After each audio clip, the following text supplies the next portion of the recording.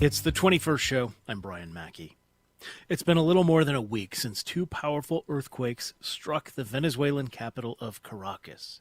The first was 7.1 magnitude. It was immediately followed by a 7.5 magnitude quake less than a minute later. As we're going to air this morning, there have been more than 2,200 people killed linked to these earthquakes, and more than 40,000 people are unaccounted for. Legs, back. Lay him back. Easy, lay down. All right. Lay him down.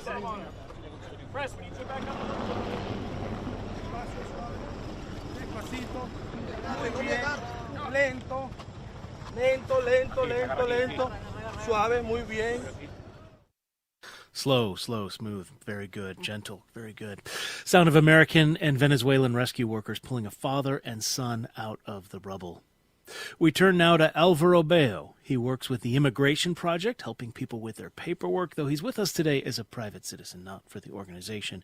We wanted to speak with him because he is from Venezuela, still has family there.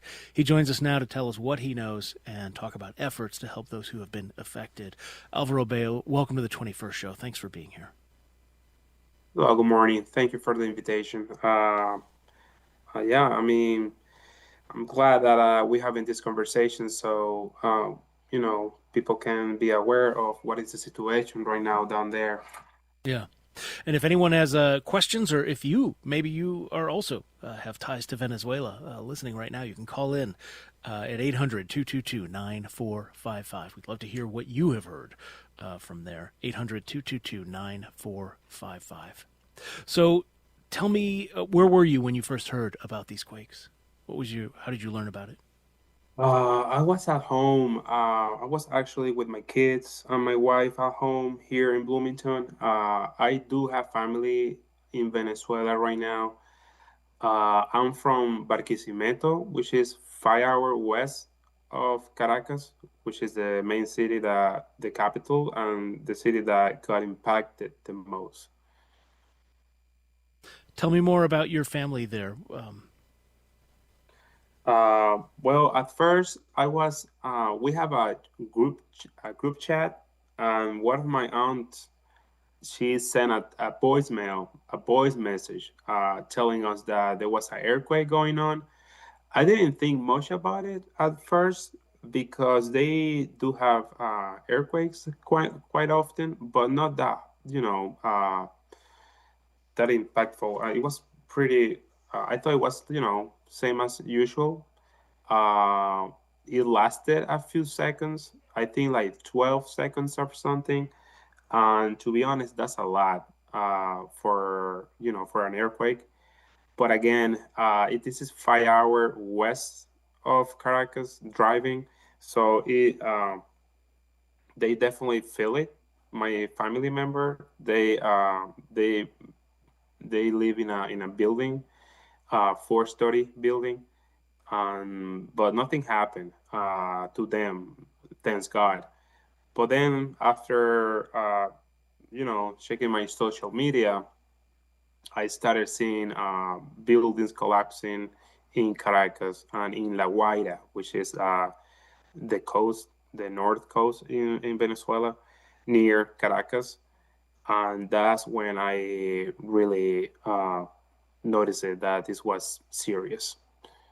Even 5 hours away, you mentioned being able to feel it. I think that speaks to how powerful it was. You think about, I don't know how fast people travel in Venezuela, but 5 hours in Illinois would be Chicago to St. Louis, for example. Oof, yeah, that's quite a distance. Yeah. I know that the earthquake, people in Colombia, which is another country right by west of Venezuela, they also felt the earthquake. So we're talking about two earthquakes, massive earthquakes, back to back. Wow, this is. I think they also have some earthquake in Puerto Rico. I see that in the news also. Tsunami alerts coming back and forth. Luckily, that didn't happen, but it was definitely there. So we've mentioned these two earthquakes back to back. Talk more about the destruction that it caused to the areas that were most affected. Yeah, I mean, I don't think there is any country that will, you know, have the infrastructure to support two earthquakes like that, and not have any damage. It's terrible. I mean, the area of La Guaira, which is the northern coast, uh, they they are in a, in a shallow of a mountain. So they have the sea and then the mountain right behind them in that coast city. Similar to, I don't know, maybe San Diego, but with the mountains closer to the coast. So what happened is they they uh they don't have much space to build. So what, added to the poor quality of the buildings and the infrastructure that had no uh you know seismic protection systems. If you add that to two earthquakes, disaster will come. So that's what actually happened. Many buildings collapse, with many people inside them, and they're still rescuing people, but this is terrible. And the people of La Guaira, they had a similar situation like 27 years ago. I do remember. I mean, I was a kid, and they had a massive flood that destroyed, like a whole city, near La Guaira, which is like, like a server, like a server from of La Guaira. They had this massive flood, and over 50,000 people died. Also, that in 1998, I remember. So this is we having like the same history here, but with earthquakes.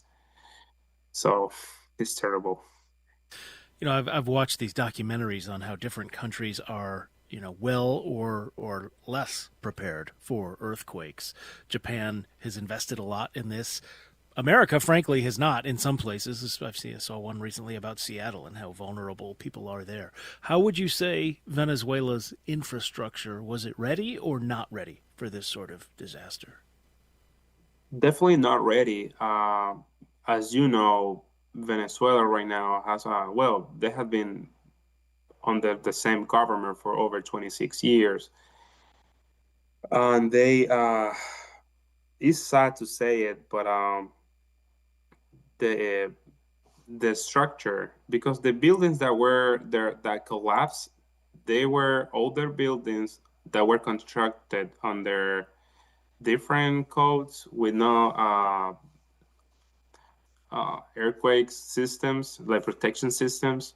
And I mean, I've been watching these documentaries, and they interview engineers, and they all come to the same conclusion that the buildings were not properly maintained. The ones that were newly built, they did not have the proper system for earthquakes, and added to two massive earthquakes and no planification whatsoever in how to build in areas where earthquakes often happens.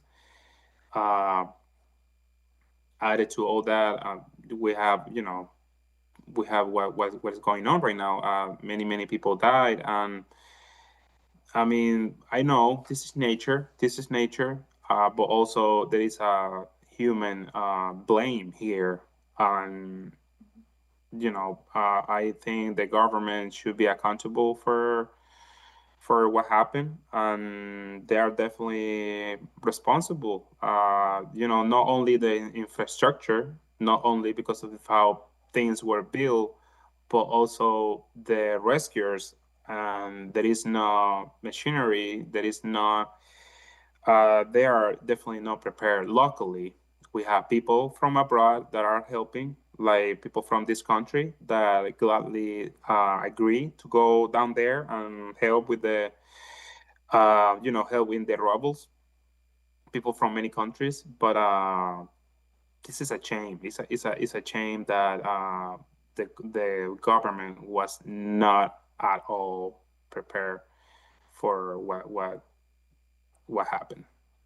I heard a story on NPR this morning where it was a team from Los Angeles. There was also a team from Jordan, the country of Jordan, down there helping. So you link this to the I don't know what the term to use here, right? Ever since Hugo Chavez was in power, America and Venezuela have been at odds. There's been, some would call it economic warfare against that country from America, but they certainly were, happy to antagonize the American government. Of course, the U.S. ousted Nicolas Maduro earlier this year. Can you speak to how Venezuela's been doing since that time? I think there was a lot of hope. I got the impression there was a lot of hope for some significant change, but it seems like a lot of the Maduro government is in place just with a different person at the top. Definitely. You are 100% correct. I myself was super happy. I actually was talking to our local radio as well about it, about how happy we were because of how Nicolas Maduro was arrested and his wife. We definitely had hope on, how things evolve after that. It just made me sad that they have the same government, same people. They only took away Nicolas Maduro, and that did not change anything at all in my country, in my home country. And people are lacking like services. For example, they don't have power for 6 hours most days, and people. And to be clear, this is before the earthquake you're talking about. Before the earthquake, before the earthquake, but after the arrest of Maduro. So nothing actually changed. Things really got worse, to be honest. I haven't been there in years, but I do speak with people in, my family member, and they suffer not only because of the earthquake, but because of they don't have power most of the days for many hours. They don't see any changes. The government is still in place, and same methods. They are only, I don't know. To be honest with you, I don't know what changed. So what are Venezuelans that you know of in Illinois trying to do to help people that are still there, particularly after this earthquake?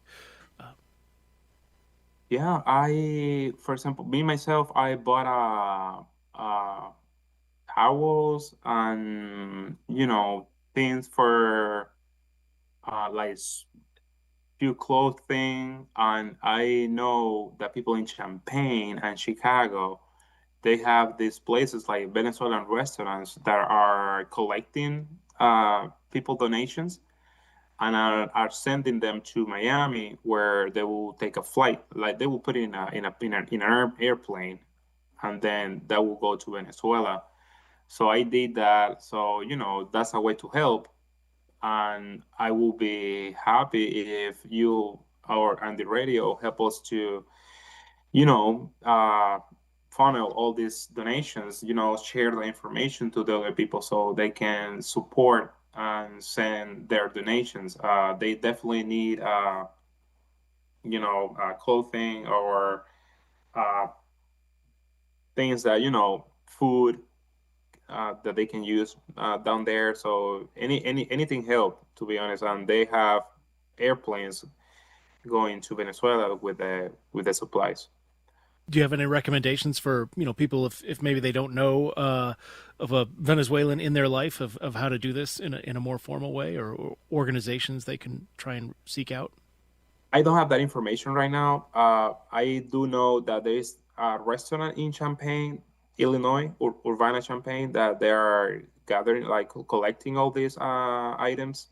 I can definitely send you that later today, so you can share it if you can. Yeah, absolutely. We can put it on our website for sure, 21stshow.org. Well, let me ask you, given everything, we've got just a couple of minutes left.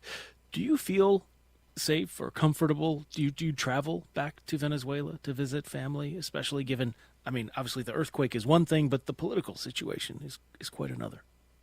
No, to be honest, I I have my my immediately family members here with me in Bloomington. I have a daughter, a kid, my wife, and feel protected in here. I'm thanks God every day that they are here with me, because now that I'm a parent, I've been looking at all those videos of the earthquake and how people lost their relatives within seconds.